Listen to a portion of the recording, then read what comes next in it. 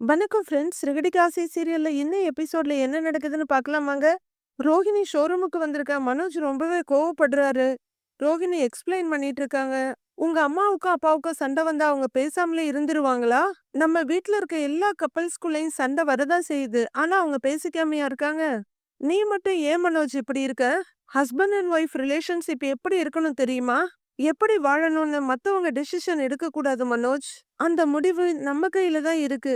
இதுக்கு என்னதான் முடிவுன்னு எனக்கு தெரியணும். நீ என்னதான் யோசிக்கிறன்னு சொல்லுன்னு ரோகிணி கேட்க, அவசரப்படாத. எல்லாத்துக்கும் ஒரு டைம் வரும்னு அசால்ட்டா சொல்றாரு மனோஜ். எப்ப வரும் அந்த டைம்? 60 வயசுலயா? அப்படின்னு ரோகிணி கேட்க, கொஞ்சம் டைம் கொடு, எல்லாம் சரியாயிடுங்கிறாரு.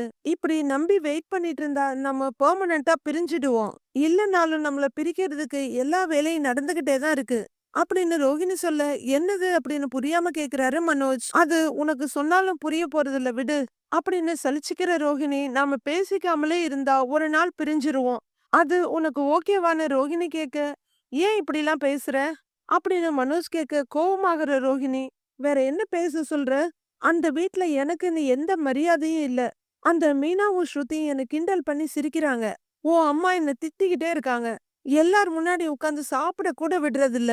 உன் கூட பேச விடுறதில்ல. ஷோரூமுக்கு விடுறது கிடையாது. என்ன நினைச்சிட்டு இருக்காங்க அவங்க? நான் என்ன அடிமையா? அப்படின்னு ரோகிணி கோவமா கேட்க, கத்தாத.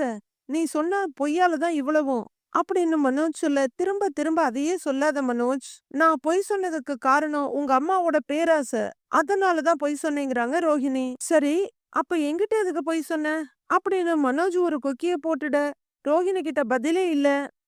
ஏதோ நாம தான் லவ் பண்ணோம், நம்ம வாழ்க்கைய நாம தான் டிசைட் பண்ணணும்னு என்னென்னமோ பேசிட்டு இருந்த. அப்ப ஏன் என்கிட்ட போய் சொன்ன? உண்மையிலேயே என் மேல நீ அவ்வளவு லவ் வச்சிருந்தா என்கிட்டயாவது உண்மையை சொல்லியிருக்கணும்ல? அப்படின்னு மனோஜ் ரொம்பவே புத்திசாலித்தனமா கேட்டுட, தப்புதான் மனோஜ். நான் உன்னை ஏமாத்தணும்லாம் பார்க்கல. நீ என்னை விட்டு போயிடக்கூடாதுங்கிற பயத்துல தான் நான் உண்மையை எல்லாம் மறைச்சிட்டேன். நான் பண்ணினது தப்பு தான். ஆனா நீ உன் லைஃப்ல தப்பே பண்ணினது இல்லையா? மேரேஜுக்கு முன்னாடி உங்க அப்பா பணத்தை எடுத்துக்கிட்டு அந்த ஜீவா கூட நீ ஓட போகல? மேரேஜ்ல இருந்து பாதியில ஓடல நீ? அதெல்லாம் உனக்கு தப்பே இல்லையா? உங்க அம்மாவையும் அப்பாவையும் ஏமாத்திட்டு தானே நீ போன? அவங்க திருப்பி உன்னை ஏத்துக்கலையா? இல்ல அவங்க உன்கிட்ட பேசாம தான் போயிட்டாங்களா? அப்புறம் நீ மட்டும் ஏன் மனோஜ் என்கிட்ட இப்படி பண்ற? அப்படின்னு ரொம்பவே கோவமாயி கத்துறாங்க ரோஹிணி. போதும், உன் தப்ப மறைக்க அடுத்தவங்க தப்ப சொல்லி காட்டாத. அது சரியாயிடாது. நம்மளோட இந்த நிலைமைக்கு நீதான் காரணம். அப்படின்னு ரொம்பவே அறிவா பேசுற மனோஜ். முதல்ல அம்மாவை சமாதானப்படுத்துற வேலையை பாரு அப்படின்னு சொல்ல, ஏன் நீ அதை பண்ண மாட்டியான்னு ரோஹிணி கேக்குறாங்க. நானா பொய் சொன்னேன்? அப்படின்னு மனோஜ் கேட்டுட்டு இருக்கும்போது ரோஹிணியோட மொபைல்ல இருந்து சவுண்ட் வருது. போய் எடுத்து பார்த்தவங்க முகம் அப்படியே கொஞ்சம் சந்தோஷமாயிடுது. நான் மட்டுமா தப்பு பண்ணேன்? இதோ பாரு, உன் தம்பிய போலீஸ் அரெஸ்ட் பண்ணி கூட்டிட்டு போறாங்க. அப்படின்னு ரோஹிணி மொபைலை நீட்ட வாங்கி பாக்குற மனோஜ், இவன் எதுக்கு அரெஸ்ட் பண்றாங்க? அப்படின்னு கேட்டுட்டு இருக்க, இது என்ன புதுசா? திரும்ப யார்கிட்டயாச்சும் வம்பு இழுத்திருப்பான். ஸ்ருதி அம்மா தான் இந்த வீடியோவை அனுப்பியிருக்காங்க. இதெல்லாம் உங்க அம்மாவுக்கு அசிங்கமா இருக்காதுல்ல? அப்படின்னு வன்மத்தோட சொல்லிட்டு மனோஜிய பாத்துட்டு இருக்காங்க ரோஹிணி. ஹோட்டல்ல ரவி பில்ல செக் பண்ணிட்டு இருக்க, ஸ்ருதி வேகமா வந்து, ரவி இந்த வீடியோவை பாருங்கறாங்க. வீடியோ பாக்குற டைமா இது? ஆர்டர் இருக்குங்கிறாரு அவரு. ஏய், முத்துவ அரெஸ்ட் பண்ணிட்டாங்கடா, இங்க பாரு அப்படின்னு ஸ்ருதி சொல்ல, டக்குன்னு கையில இருக்க பில்ல கீழே போட்டுட்டு, என்ன சொல்ற? என்னது, முத்துவை ஏன் அரெஸ்ட் பண்றாங்க? அப்படின்னு மொபைல பாத்துக்கிட்டு ரவி கேட்க, தெரியலையே, அவரு காரை வேற சீஸ் பண்ணிட்டாங்க. ஏதோ ப்ராப்ளம் ஆயிருக்கு. என் மம்மி தான் இந்த வீடியோவை அனுப்புனாங்க அப்படின்னு ஸ்ருதி சொல்ல, அவங்களுக்கு எப்படி இந்த வீடியோ கிடைச்சது? அப்படின்னு ரவி கேக்குறாரு. எனக்கு எப்படிடா தெரியும்? அப்படின்னு ஸ்ருதி சொல்ல, முத்துவை எதுக்கு அரெஸ்ட் பண்ணாங்கன்னு தெரியலையே, நான் கால் பண்ணி பாக்குறேன் அப்படிங்கிற ரவி அந்த பக்கமா போறாரு. வீட்ல விஜயா மொபைல பாத்துட்டு இருக்கவங்க, ஏங்க என்னங்க இது அநியாயமா இருக்கு அப்படின்னு கத்திட்டு இருக்க, அவங்க மொபைல்ல இருந்து முத்து, சார் சார் நான் எதுவும் பண்ணலைங்க சார்ன்ற முத்தோட சவுண்ட் வருது. பால்கனில நிக்கிற அண்ணாமலை என்ன அப்படின்னு கேட்டுக்கிட்டு உள்ளர வர்றாரு. ஏங்க என் மொபைல்ல இருக்க இந்த வீடியோவை பாருங்கன்னு விஜயா சொல்ல, போன்ல வர முக்காவாசி விஷயம் பொய் தான். நீ அதை பாத்துக்கிட்டு இருக்கன்னு அண்ணாமலை கேக்குறாரு. ஐயோ, உங்க புள்ளைய பத்தின நியூஸ் தாங்க வந்திருக்கு அப்படின்னு விஜயா சொல்ல, ஏன் புள்ளையா? நான் எங்க தனியா பெத்தேங்கிறாரு அண்ணாமலை. நம்ம புள்ளைன்னு சொல்லுன்னு அவரு சொல்ல, அப்படின்னு விஜயா நொடிச்சிட்டு இருக்க, எந்த புள்ளைய பத்தின்னு அண்ணாமலை கேக்குறாரு. எல்லாம் உங்க செல்ல புள்ளைய பத்தி தான். இதோ பாருங்க அப்படின்னு விஜயா காட்ட, முத்துவ அருண் இழுத்துக்கிட்டு போறதும், சார் சார் சார் சார் நான் எதுவும் பண்ணலங்க சார்னு முத்து சொல்றதும், ஏறுடான்னு அருண் புடிச்சு தள்ளுறதும் அதுல ஓடிக்கிட்டு இருக்கு. அண்ணாமலை பாத்துக்கிட்டு இருக்க. பாத்தீங்களா? போலீஸ் கிட்ட தகராறு பண்ணி போலீஸ் வண்டியில ஏத்திக்கிட்டு போயிட்டு இருக்காங்க. மானமே போகுது அப்படின்னு விஜயா கத்திக்கிட்டு இருக்க. என்ன பிரச்சனைன்னு யோசிக்கிறாரு அண்ணாமலை. அவனுக்கு நான் ஃபோன் பண்றேன். முதல்ல அவன் ஒரு பிரச்சனையில இருக்கும்போது என்ன ஏதுன்னு பார்க்கணும். வெளிய கொண்டு வர்றத பார்க்கணும். எடுத்தேன் கவுத்தேன்லாம் பேசக்கூடாது. அவன் என்ன வெளியாளா? யார்கிட்டயும் அப்படி பேசக்கூடாது. எத்தனையோ நல்லவனுங்க கூட சமயத்துல மாட்டிக்கிறாங்க. அதையும் நாம யோசனை பண்ணி பார்க்கணும் அப்படின்னு அண்ணாமலை சொல்ல, ம் இந்த நிலைமையில கூட நீங்க அவனுக்கு சப்போர்ட் பண்ணி தான் பேசுவீங்க அப்படின்னு விஜயா சொல்லிட்டு இருக்க. அண்ணாமலை ட்ரை பண்றாரு. அவருக்கு ரெஸ்பான்ஸ் கிடைக்கல. முதல்ல இத யார் அனுப்பியிருக்காங்கன்னு பாத்தீங்களா? விஜயா கேக்க யாருன்னு அண்ணாமலை திருப்ப கேக்குறாரு. நம்ம சம்மந்தி அனுப்பியிருக்காங்க அப்படின்னு விஜயா சொல்ல, எந்த சம்மந்தின்னு கேக்குறாரு அண்ணாமலை. வேற யாரு? ஸ்ருதியோட அம்மா தான் அப்படின்னு விஜயா சொல்ல, ம் இப்பதான் எனக்கு புரியுது. அண்ணாமலை சொல்லிட்டு இருக்க. என்ன புரியுது உங்களுக்குன்னு விஜயா கேக்குறாங்க. ஒருத்தர் ஒரு செயலை செய்யும் போது என்ன நோக்கத்துல செய்யறாங்கன்னு இருக்குல்ல, அத சொல்றேன்னு அண்ணாமலை சொல்ல, ஏங்க அவன் நம்ம குடும்ப மானத்தை வாங்கிக்கிட்டு இருக்கான். அது உங்களுக்கு தப்பா தெரியலையா? என்னைக்கு நீங்க அவன விட்டு குடுத்துருக்கீங்க? அவன் தப்பே பண்ணாலும் நீங்க கண்டுக்க மாட்டீங்கல்ல? இப்ப சம்மந்தி கேட்டா நான் என்னங்க பதில் சொல்லுவேன்? எனக்கு அசிங்கமா இருக்குன்னு புலம்புறாங்க விஜயா. இப்ப என்ன அசிங்கமாயிடுச்சு உனக்கு? அப்படின்னு அண்ணாமலை கேட்க, இவனை பெத்ததே எனக்கு அசிங்கமா இருக்கு. ஷோ எங்க இருந்து வந்து தொலைச்சானோ அப்படின்னு மீனா வெறுப்பா சொல்லிட்டு இருக்க. என்ன கேள்வி இது? அவன் என்ன வானத்துல இருந்தா குதிச்சான்? உன் வயித்துல இருந்து தானே வந்தான் அப்படின்னு அண்ணாமலை சொல்ல, ஆனா நான் அவனை வளர்க்கலையே. உங்க அம்மா தானே வளர்த்தாங்க. பெரியவனையும் சின்னவனையும் தான் நான் வளர்த்தேன் அப்படின்னு விஜயா பெருமையா சொல்ல, அது சரி, சின்ன வயசுல இருந்தே நம்ம குழந்தைங்களுக்குள்ள பாகுபாடு பார்த்தவ தானே. அப்பவே நீ கொண்டு போய் எங்க அம்மா வீட்ல விட்டுட்ட. எங்க அம்மா அவனை நல்லா தான் வளர்த்திருக்காங்க அப்படின்னு அண்ணாமலை சொல்ல, ஆமா ஆமா ஆமா, அவங்க வளர்ப்பதான் நீங்க இந்த வீடியோல பாத்தீங்கல்ல அப்படின்னு விஜயா பேசிக்கிட்டு இருக்க. அண்ணாமலை கொஞ்சம் கோவம் வந்துடுது. தேவையில்லாம பேசிட்டு இருக்காத. நான் அவனுக்கு ஃபோன் பண்ணி என்னாச்சு ஏதாச்சுன்னு கேக்குறேன். வேணும்னா நான் நேரா போய் பாக்குறேன். அப்புறம் முடிவு பண்ணுவோம். நீயா ஒரு கற்பனை பண்ணி பார்த்து பேசிட்டு இருப்பியா? அப்படிங்கிற அண்ணாமலை. நீ எல்லாம் அப்படிங்கிற மாதிரி கைய காட்டிட்டு திரும்புறாரு. இவனை வந்து போலீஸ் புடிச்சிட்டு போறது, இவன் ஜெயிலுக்கு போறது இதெல்லாம் என்ன புதுசா? சின்ன வயசுல இருந்தே அவன் அப்படித்தானே இருக்கிறான். அவனை போலீஸ் புடிச்சிட்டு போறது ஒண்ணு இது முதல் தடவை இல்லையே. சின்ன வயசுலயே அப்படின்னு விஜயா பேசிக்கிட்டே போக அண்ணாமலை முறைக்கிறாரு. உடனே நிறுத்திக்கிட்டு, அந்த வயசுலயே அவன் போலீஸ் கிட்ட மாட்டிக்கிட்டு நம்ம எல்லார் முன்னாடியும் அவமானப்பட்டோம்ல அப்படின்னு விஜயா பேசிக்கிட்டே போக, போதும் நிறுத்து அப்படின்னு பயங்கரமா அண்ணாமலை கத்த. விஜயா அதிர்ச்சியாயி பாக்குறாங்க. இந்த பாரு, இப்ப அத பத்தி எல்லாம் பேசாத. இப்ப பேசுனா தேவையில்லாத மனஸ்தாபம் வரும். அவனை போலீஸ் புடிச்சிட்டு போனாங்க, அவமானப்பட்டோன்னு சொல்றியே. ஆனா அங்க என்ன நடந்ததுன்னு உனக்கு தெரியாதுல்ல? அவன் பண்ணாத தப்புக்கெல்லாம் அப்படின்னு அண்ணாமலை கத்த. விஜயா முட்டமொழிய வச்சுட்டு என்னன்ற மாதிரி பாத்துக்கிட்டு இருக்காங்க. அப்படியே நிறுத்திக்கிற அண்ணாமலை, வேண்டாம். சில விஷயங்கள் எல்லாம் மனசுக்குள்ளார போட்டு புதைச்சிக்கிறது நல்லது. நான் என்னன்னு விசாரிச்சுக்கிறேன். நீ தேவையில்லாம கத்திக்கிட்டு இருக்காத அப்படின்னு விஜயாவோட வாயை அடைச்சிட்டு கிளம்புறாரு அண்ணாமலை. அதுக்கப்புறமா கொஞ்சம் கூட யோசிக்காத விஜயா, இதுங்களுக்கெல்லாம் வேற வேலையே இல்லைன்ற மாதிரி நினைச்சுக்கிட்டு திரும்பி போய் உட்கார்ந்துக்கிறாங்க. மீனா வண்டியில வந்துகிட்டு இருக்காங்க. அப்ப ரோட்ல ஒரு லேடி உட்கார்ந்துருக்க. அவங்களுக்கு ஒரு சாப்பாட்டு பொட்டலத்தை எடுத்து கொடுக்குறாங்க மீனா. ரொம்ப நன்றிமா உங்களுக்குன்னு அவங்க சொல்ல, என்ன கிழிஞ்சு புடவை கட்டியிருக்கீங்க? என்கிட்ட புடவை இருக்கு. ரொம்ப அதிகமா நான் கட்டினது இல்ல. குடுத்தா நீங்க கட்டிக்கிறீங்களான்னு மீனா கேட்க, குடுமா நான் கட்டிக்கிறேங்கிறாங்க அந்த அம்மா. அவரு கார்ல தான் புடவையெல்லாம் இருக்கு. ஃபோன் பண்ணலாம். பக்கத்துல இருந்தா எடுத்துட்டு வர சொல்லலாம் அப்படின்னு தனக்குள்ள பேசிக்கிற மீனா முத்துவுக்கு ரிங் பண்றாங்க. ஸ்டேஷன்ல ஒரு எடுத்துட்டு நின்றுக்க முத்து. இந்த சவுண்ட் கேட்டவுடனே, சார் ஃபோன் வருதுங்க சார் அப்படின்னு ரைட்டர் கிட்ட ஓடி வந்து நிக்கிறாரு. தெரியுது, நீ அங்க போய் நில்லு போ அப்படின்னு சொல்லிக்கிட்டே போனை ஆன் பண்ணி காதுல வைக்க, ஏங்க நீங்க அந்த துணியெல்லாம் எடுத்துட்டு போனீங்கல்ல, கொடுத்துட்டீங்களான்னு மீனா கேக்குறாங்க. துணியா? யாருமா நீன்னு ரைட்டர் கேக்க, சார் சார் சார் அது என் ஒய்ஃபுங்க சார், கொடுங்க சார், பேசிட்டு கொடுத்துட்றேங்க சார்னு முத்து கேக்க, நான் உன்னை போய் உட்காருன்னு சொன்னேன்ல அப்படின்னு சொல்லிட்டு இருக்க. சார் சார் பேசிட்டு கொடுத்துட்றேங்க சார் அப்படின்னு முத்து கெஞ்சிக்கிட்டு இருக்க. உங்ககிட்ட போனை கொடுக்க கூடாதுன்னு இன்ஸ்பெக்டர் சொல்லியிருக்காரு, போய் அங்க உட்காரியா அப்படின்னு ரைட்டர் பேசிட்டு இருக்க. இதெல்லாம் கேக்குற மீனா, யாருங்க நீங்கன்னு கேக்குறாங்க. நீ யாருமான்னு அவரு கேக்குறாரு. அது என் வீட்டுக்காரரோட போனு, நீங்க யாரு அப்படின்னு மீனா கொஞ்சம் வேகமாவே கேக்க. போலீஸ் ஸ்டேஷன்ல இருந்து ஹெட் கான்ஸ்டபிள் பேசுறேன். நீ யாருமான்னு மறுபடி கேக்குறாரு. போலீஸா? ஏன் வீட்டுக்காரர் போன் எப்படிங்க சார் உங்க கையில? அவரு எங்கன்னு மீனா கேக்குறாங்க. உன் புருஷனை இங்கதான் ஸ்டேஷன்ல உட்கார வச்சிருக்கோம் அப்படின்னு ஹெட் கான்ஸ்டபிள் சொல்ல, ஸ்டேஷன்லயா? அவர் என்ன சார் பண்ணாரு? அவர்கிட்ட போனை கொடுங்கன்னு மீனா கேக்குறாங்க. ஆ, அதெல்லாம் கொடுக்க முடியாதுமா. அவன் காரை எடுத்துக்கிட்டு வந்து போலீஸையே இடிக்க பாத்துருக்கான் அப்படின்னு அவரு சொல்ல, என்னங்க சார் சொல்றீங்க? அவரு அப்படிலாம் பண்றவர் கிடையாது அப்படின்னு மீனா சொல்ல, ஏமா நான் இப்ப அவ்வளோ நேரமும் சும்மாவா சொல்லிக்கிட்டு இருக்கேன்? ஒரு டிராபிக் போலீஸோட பைக்கை இடிச்சு தள்ளி இருக்கான் அப்படின்னு அவரு சொல்ல, சார் ப்ளீஸ் சார், கொஞ்சம் அவர்கிட்ட போனை கொடுங்க சார், ஒரு நிமிஷம் நான் பேசிக்கிறேங்க சார்ங்கிறாங்க மீனா.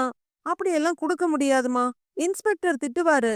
எதுவா இருந்தாலும் நேரா போலீஸ் ஸ்டேஷன் வந்து பேசுமா அப்படிங்கிற ஒரு போனை வச்சுட. ஹலோ சார் சார் அப்படின்னு கூப்பிட்டு பாக்குற மீனா போன் கட்டானதுனால வச்சுட்டு, அம்மா நீங்க எப்பவும் இங்கதானே இருப்பீங்கன்னு கேட்க, ஆமாம்மா நான் இங்கதான் இருப்பேங்கிறாங்க அந்த அம்மா. நான் அப்புறமா உங்களுக்கு கொண்டு வந்து தரேன், இப்ப நான் புறப்படுறேன்னு வண்டி எடுக்கிறாங்க மீனா.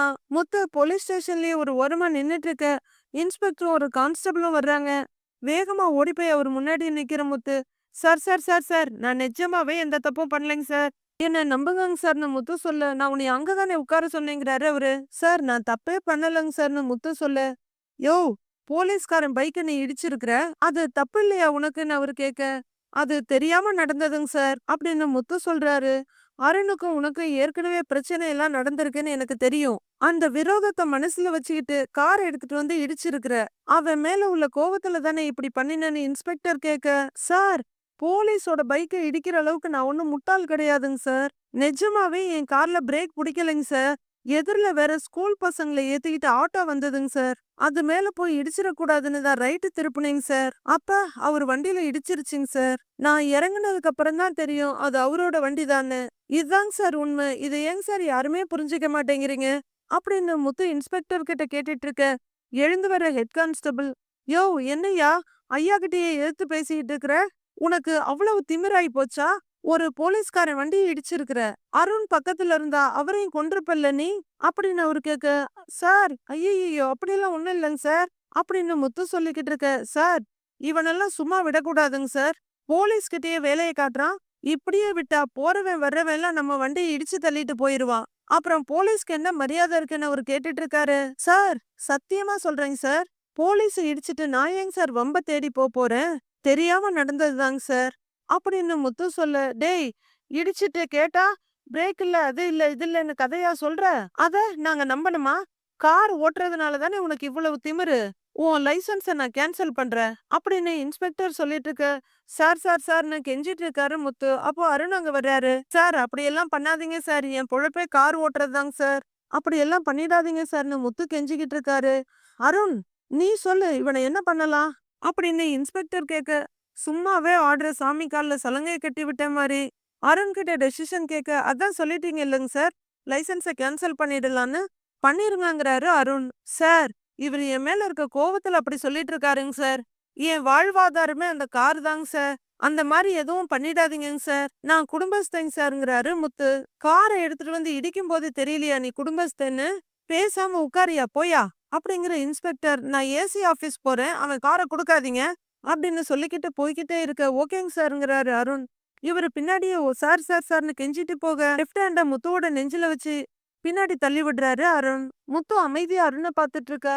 அருண் முத்துவை முறைச்சுக்கிட்டு, இங்க பாரு நீ இங்க என்ன கத்துனாலும் வேலையாகாது, நான் ரொம்ப நாளா எதிர்பார்த்த விஷயம் இன்னைக்குதான் நடந்திருக்கு அப்படின்னு அருண் சொல்ல, வேண்டாங்க சார், பவர் கையில இருக்குன்னு ரொம்ப ஆடாதீங்க சார், நான் தான் என் மேல தப்பு இல்லைன்னு சொல்றேன் இல்லைங்க சார், டைம் பார்த்து பழி தீர்த்துக்கிறீங்களா அப்படின்னு முத்து சொல்ல, சிரிக்கிற அருண், அப்படிதான் வச்சுக்கேன்டா, உன்னைய இத்தனை நாள் விட்டு வச்சது என் தப்பு, ஏன் மேலேயே காரை விட்டு ஏத்த பார்த்தல்ல, பழைய ஸ்டேஷனா இருந்தா அந்த இன்ஸ்பெக்டர் கிட்ட பேசி தப்பிச்சிருப்ப, இங்க உன்னை யாரும் காப்பாத்த முடியாது, உன் லைசன்ஸ கேன்சல் பண்றேன்டா, வேலை இல்லாம சுத்து, அப்பதான் உனக்கு போலீஸ்னா யாருன்னு புரியும் அப்படின்னு அருண் சொல்ல, இப்பவே நல்லா புரியுதுங்க சார், தப்பு பண்ணாத அப்பாவிங்க கிட்ட தானே உங்க அதிகார திமிரை கொண்டு வந்து காட்டுவீங்க அப்படின்னு முத்து சொல்ல, உன் திமிர் இன்னும் அடங்கலல்ல? அடக்குறேன் அப்படிங்கிற அருண். அண்ணே இவனை வெளியே போக சொல்லுங்கண்ணே அப்படின்னு சொல்லிட்டு அருண் உள்ளர போயிட. எழுந்து வர ஹெட் கான்ஸ்டபிள், யோ வெளியில போயாங்கிறாரு. போங்கிறேன்ல அப்படின்னு அவரு சொல்ல, சார் வெளியில போகணும் அவ்வளவுதானே, நானே போறேன்னு முத்து போறாரு. அவரு அருணும் முறைச்சுக்கிட்டே போக அருணும் அவரை முறைச்சுக்கிட்டே தான் நிக்கிறாரு. கரெக்டா அப்ப அங்க வர்ற மீனா வண்டியை நிறுத்திட்டு, ஏங்க என்னாச்சுங்க, எதுக்கு உங்களை இங்க கூட்டிட்டு வந்தாங்கன்னு கேக்குறாங்க. எல்லாம் என் நேரம்னு சங்கடமா முத்து சொல்லிட்டு இருக்க. ஏங்க நீங்க போலீஸ இடிக்க போனீங்கன்னு அப்படின்னு மீனா கேட்க, நான் அப்படி பண்ணியிருப்பேன்னு நீ நினைக்கிறியான்னு முத்து கத்துறாரு. அப்படி இல்லங்க, நீங்க அப்படி பண்றவர் இல்லன்னு எனக்கு தெரியும். முதல்ல என்னாச்சுன்னு சொல்லுங்கன்னு மீனா கேக்குறாங்க. எல்லாம் அந்த போலீஸ்காரனால தான். என்கிட்ட எப்பவும் வம்பிழுத்துட்டு இருப்பான்ல, அந்த ஆள் தான் நேரம் பார்த்து பழி வாங்குறாப்ல. எல்லாரும் சேர்ந்து என் லைசென்ஸ வேற கேன்சல் பண்ணிடுறேன்னு சொல்றாங்க அப்படின்னு முத்து சொல்ல அதிர்ச்சியாகிற மீனா, என்னங்க எதுக்கு இப்படி எல்லாம் பண்றாங்க? உங்க வேலையே கார நம்பி தானே இருக்கு. லைசென்ஸ் போனா கார் எப்படி ஓட்ட முடியும் அப்படின்னு மீனா பதட்டமா கேட்க, அதுக்குதான் வேணும்னே பண்றாங்க அவங்க அப்படின்னு முத்து சொல்ல, அந்த அளவுக்கு என்ன தப்பு பண்ணீங்க நீங்க? எதுக்கு அதெல்லாம் கேன்சல் பண்றாங்கன்னு மீனா கேட்டுட்டு இருக்காங்க. மீனா, நான் கார்ல வந்துகிட்டு இருந்தேன். 2 பேரு பைக்ல வந்து காரை உரசுற மாதிரி பிரச்சனை பண்ணாங்க. நான் அவங்கள துரத்திட்டு போனேன். அப்பதான் தெரிஞ்சது கார்ல பிரேக் பிடிக்கலன்னு அப்படின்னு முத்து சொல்ல, ஐயோ என்னங்க சொல்றீங்க அப்படின்னு மீனா பதறி போய் கேட்க, ஆமா மீனா, எப்படி பிடிக்காம போச்சுன்னு எனக்கே தெரியல. கார் இந்த பக்கம் அந்த பக்கம்னு அல்லாடிக்கிட்டு ஓட்டுனேன். நிறுத்த வேற முடியல. எதிர்ல வேற ஸ்கூல் பசங்களை ஏத்திக்கிட்டு ஷேர் ஆட்டோ வருது. அதுல இடிச்சிடக் கூடாதுங்கறதுக்காக வேண்டி திருப்புனேன். அங்கன்னு பார்த்து இந்த அருணோட வண்டி நின்றுக்கு, நான் இடிச்சிட்டேன் அப்படின்னு முத்து சொல்ல, ஐயோ உங்களுக்கு எதுவும் அடிபடல இல்லங்கன்னு மீனா பதட்டமா கேக்குறாங்க. ஆ, இல்ல எனக்கெல்லாம் ஒண்ணும் ஆகல. அந்த ஆள் பைக்க இடிச்சு விழுந்துருச்சு. அதுக்கு என்னமோ நான் வேணும்னே இடிக்க வந்தேன்னு சொல்லி என் காரை எடுத்துட்டு வந்து என்னையும் கூட்டிட்டு வந்துட்டாங்கங்கிறாரு முத்து. என்னங்க இது அநியாயமா இருக்கு. நீங்க நல்லது தானே பண்ணியிருக்கீங்க. குழந்தைங்க உயிருக்கு ஆபத்து எதுவும் வரக்கூடாதுன்னு நினைச்சிருக்கீங்க. அத சொல்ல வேண்டியது தானேன்னு மீனா கேக்குறாங்க. நான் சொல்லாமலா இருப்பேன். என்ன புடிச்சிட்டு வந்ததுல இருந்து நான் அதத்தான் சொல்லிட்டு இருக்கேன். யாரும் அத நம்ப மாட்டேங்கிறாங்க. அந்த அருண் ஏதோ நான் அவன் மேல இருக்க கோவத்துல தான் வந்து இடிச்சேன்னு எல்லாத்தையும் திருப்பி விட்டுட்டான். இன்ஸ்பெக்டர் நான் சொல்றத கேட்காம லைசென்ஸ கேன்சல் பண்றேன்னு சொல்றாரு. என்ன பண்றதுன்னு ஒண்ணுமே புரியல அப்படின்னு முத்து ரொம்பவே வருத்தமா சொல்லிட்டு இருக்க. அது எப்படிங்க, என்னாச்சுன்னு விசாரிக்காமலே அவங்க இப்படி பண்ணலாம்? நீங்க வாங்க நான் பேசுறேன்னு மீனா உள்ளர போக, அவங்க கைய புடிச்சு தடுக்கிற முத்து, இரு மீனா, யாரு பேசினாலும் அவங்க கேட்க போறதில்ல. அந்த அருண் வேணும்னே சமயம் பார்த்து வஞ்சம் தீர்த்துக்கிறாங்கிறாரு முத்து. ஏங்க எதுக்குங்க எப்ப பார்த்தாலும் அவர் உங்ககிட்டயே வம்பிழுத்துட்டு இருக்காருன்னு மீனா கேட்க, அது அப்படிதான் மீனா. எல்லாரும் தனக்கு கீழ அடங்கி போகணும்னு நினைக்கிறவனுக்கு எதுக்கும் பயப்படாதவனை பார்த்தா வெறுப்பா இருக்கும்ல அப்படின்னு முத்து சொல்லிட்டு இருக்க. நான் பேசி பாக்குறேங்கன்னு ஒரு எட்டு எடுத்து வைக்கிறாங்க மீனா. மறுபடியும் அவங்க கைய பிடிச்சி, மீனா வேணாம் விடு, எனக்கே இருக்கிற காண்டுல உள்ளர போய் அந்த அருணோட மூஞ்சி மோரையெல்லாம் உடைச்சிரும் அப்படின்னு முத்து சொல்லிட்டு இருக்க. ஏங்க அமைதியா இருங்க, அப்படியெல்லாம் எதுவும் பண்ணிடாதீங்க அப்படின்னு மீனா அவரு சமாதானம் பண்ணிட்டு இருக்க. உள்ளர இருந்து ஹெட் கான்ஸ்டபிள் வந்து, யோ இந்தாயா உன் போனு, கிளம்பு அப்படின்னு சொல்ல போனை வாங்கிக்கிற முத்து. சார் என்னங்க சார் கிளம்ப சொல்றீங்க அப்படின்னு கேட்க, அப்ப ஒரு பாய் தலகாணி தர்றேன், உள்ள போய் நல்லா தூங்குறியா அப்படின்னு அவரு நக்கலா சொல்லிட்டு, இன்ஸ்பெக்டர் உன்னை கிளம்ப சொல்லிட்டாரு போயா அப்படின்னு சொல்ல, சார் என் காருங்க சாருங்கிறாரு முத்து. அதெல்லாம் கோர்ட்ல கேஸ் வரும்போது பாத்துக்கலாம். உன் லைசென்ஸ கேன்சல் பண்ண சொல்லியாச்சு, கொஞ்ச நேரத்துல ஆயிடுங்கிறாரு அவரு. ஐயோ சார், அவரு நிஜமாவே எந்த தப்பும் பண்ணலங்க சார். எங்க பொழப்பே அந்த காரை நம்பிதான் இருக்கு. அப்படிலாம் எதுவும் பண்ணிடாதீங்க அப்படின்னு மீனா பதறிட்டு இருக்க. அதெல்லாம் அவர் வண்டியில இடிக்கிறதுக்கு முன்னாடியே யோசிச்சிருக்கணுமா அப்படின்னு அவரு சொல்லிட்டு இருக்க. நொந்து போய் நிக்கிற முத்து, சார் அப்ப காரையாவது கொடுங்க சார்னு கேக்குறாரு. லைசென்ஸ் இல்லாம கார் எடுத்துட்டு போயிருவியா? இனி எதா இருந்தாலும் கோர்ட்ல பாத்துக்க, கிளம்பியா இங்க இருந்து அப்படிங்கிற ஹெட் கான்ஸ்டபிள் உள்ளர போயிட. முத்து பயங்கரமா டென்ஷன் ஆகி அங்க இருக்க ஒரு வண்டியில பட்டுன்னு தட்டுறாரு. ஏங்க அப்படின்னு மீனா தடுத்துட்டு இருக்க. எல்லாத்துக்கும் காரணம் அந்த அருண் தான். வர்ற கோவத்துக்கு அவன் அப்படியே அப்படின்னு முத்து திரும்பவும் ஸ்டேஷன் பக்கமா திரும்ப, ஏங்க இருங்க, திரும்ப உள்ளர போய் பிரச்சனை பண்ண போறீங்களா? லைசன்ஸையும் காரையும் எப்படி வாங்குறதுன்னு நம்ம யோசிக்கலாம். முதல்ல போலாம் வாங்க, சொன்னா கேளுங்க வாங்க அப்படின்னு முத்துவ கூட்டிட்டு வந்து வண்டியில ஏத்தி உட்கார வச்சு வண்டியை ஸ்டார்ட் பண்றாங்க மீனா. முத்துவும் மீனாவும் அந்த இடத்த விட்டு போக, ஒரு வழியா முத்துவோட கார் அந்த இடத்துக்கு வந்து நிக்குது. டிரைவிங் சீட்ல இருந்து ஒரு பையன் இறங்க, காரை ஓட்டிட்டு வந்த கான்ஸ்டபிள் லெஃப்ட்ல இருந்து இறங்குறாரு. அவங்க 2 பேரும் உள்ளர வர அருண் பதறி அடிச்சு அவர்கிட்ட வர்றாரு. அண்ணே என்னாச்சுன்னு கையில கட்டு போட்டிருக்கீங்க அப்படின்னு கேட்க, அட நீங்க வேற, நீங்க பாட்டுக்கு காரை எடுத்துட்டு வர சொல்லிட்டீங்க. காரை ஓட்டிட்டு வரும்போது பார்த்தா கார்ல பிரேக் பிடிக்கலங்க சார் அப்படின்னு கான்ஸ்டபிள் சொல்ல, பதறி போற அருண், ஒரு நிமிஷம் வெளியே வாங்க அப்படின்னு வெளியே போக, பின்னாடியே கான்ஸ்டபிளும் அந்த பையனும் வர்றாங்க. அண்ணே என்னன்னே சொல்றீங்கன்னு அருண் கேட்க, ஆமாங்க சார், அந்த டிரைவர் சொன்ன மாதிரி கார்ல பிரேக் பிடிக்கல, எதிர்ல ஒரு வண்டி வந்துச்சுன்னு திருப்புன, சோத்துல மோதி கையில அடிபட்டுருச்சுங்க சார். அந்த இடத்துல இந்த மெக்கானிக் இருந்தாரு. இவர்தான் என்ன ஹாஸ்பிட்டல் கூட்டிட்டு போனாரு. காரை இவர்தான் சரி பண்ணினாரு அப்படின்னு கான்ஸ்டபிள் சொல்லிட்டு இருக்க. அருண் பேச்சு இல்லாம நிக்கிறாரு. சார் கார்ல பிரேக் ஆயில் ஒயர் கட் ஆயிருக்கு. யாரோ வேணும்னே கட் பண்ணி விட்டா மாதிரி தான் இருக்கு. ஏன்னா அவ்வளவு சீக்கிரமாலாம் அது கட் ஆகாதுங்க சார். நான் தாங்க சார் அத சரி பண்ணினேன். இந்தாங்க சார் சாவி. அப்படின்னு மெக்கானிக் குடுக்க சாவிய அருண் வாங்கிக்கிறாரு. ரொம்ப நன்றிப்பான்னு கான்ஸ்டபிள் மெக்கானிக்கு சொல்றாரு. சார் டிரைவர் சொன்ன மாதிரி நிஜமாவே பிரேக் பிடிக்காம தான் வந்து வண்டியில இடிச்சிருக்கான் அப்படின்னு கான்ஸ்டபிள் சொல்ல, அது எப்படி நான் சொல்ல முடியும்? ஒருவேளை அவன் வந்து இடிச்சதுக்கு அப்புறம் கூட ஆயிருக்கலாம்ல அப்படின்னு அருண் கேட்க, பிரேக் ஆயில் ஓச கட் பண்ணியிருக்காங்க. இடிச்சா இப்படியெல்லாம் ஆகாது அப்படின்னு அவர் சொல்ல, சரின்னு இந்த விஷயத்த வெளியில யார்கிட்டயும் சொல்ல வேண்டாம், நமக்குள்ளேயே இருக்கட்டும் அப்படின்னு அருண் சொல்ல, யோசிக்கிற போலீஸ்காரரு ஏங்க சார்னு கேக்குறாரு. இல்ல, அவன் லைசன்ஸ கேன்சல் பண்ணியாச்சு. இப்ப போய் இந்த விஷயத்த சொன்னா அவன் ஓவரா ஆடுவான். நம்ம டிபார்ட்மெண்ட்டுக்கு தான் கெட்ட பேருங்கிறாரு அருண். இல்லங்க சார், அவன் மேல தப்பு இல்லையேன்னு கான்ஸ்டபிள் கேட்க, அவன் இப்ப தப்பு பண்ணாம இருக்கலான்னு, ஆனா இதுக்கு முன்னாடி நிறைய தப்பு பண்ணியிருக்கான். இப்பதான் சரியா மாட்டியிருக்கான். ஒரு 6 மாசம் லைசென்ஸ் இல்லாம இருக்கட்டும். அப்பதான் என் வழிக்கும் வரமாட்டான். என்னை பார்த்தா பயமும் இருக்கும் அப்படின்னு அருண் சொல்ல, இன்ஸ்பெக்டர் ஐயா கிட்டங்கிறாரு கான்ஸ்டபிள். அண்ணே வேண்டாண்ணே, அப்புறம் தேவையில்லாத பிரச்சனை. 6 மாசம் லைசென்ஸ் இல்லைன்னா ஒன்னும் ஆயிடாது. நீங்க சார் கிட்ட எதுவும் சொல்லிடாதீங்க அப்படின்னு அருண் சொல்ல, அவர் எதுவும் பேசாம உள்ளர போயிடுறாரு. ஆனாலும் அருணுக்கு மனசாட்சி ரொம்பவே உறுத்துது. வீட்ல ஸ்ருதியோட அம்மா பஞ்சாயத்து ஆரம்பிச்சிட்டாங்க. எனக்கு என்ன சொல்றதுனே தெரியல சம்மந்தி. எங்களுக்கு அவமானமா இருக்கு. இப்படி ஒரு குடும்பத்திலயா பொண்ணு கட்டி வச்சீங்கன்னு எல்லாரும் கேள்வி கேக்குறாங்க. எப்படி நம்பி என் பொண்ணை இங்க விட்டு வைக்கிறதுன்னு எனக்கு தெரியல. இந்த வீட்ல எப்படி என் பொண்ணு சந்தோஷமா வாழ முடியும் அப்படின்னு சுதா டிராமா பண்ணிட்டு இருக்க. பக்கத்துல உட்கார்ந்துருக்க ஸ்ருதி, மம்மி ஏன் மம்மி டென்ஷன் ஆயிட்டு இருக்கிற அப்படின்னு கேட்க, வேற என்ன செய்ய சொல்ற? சொல்ல சொல்ல கேட்காம லவ் பண்ணி கல்யாணம் பண்ணிக்கிட்ட.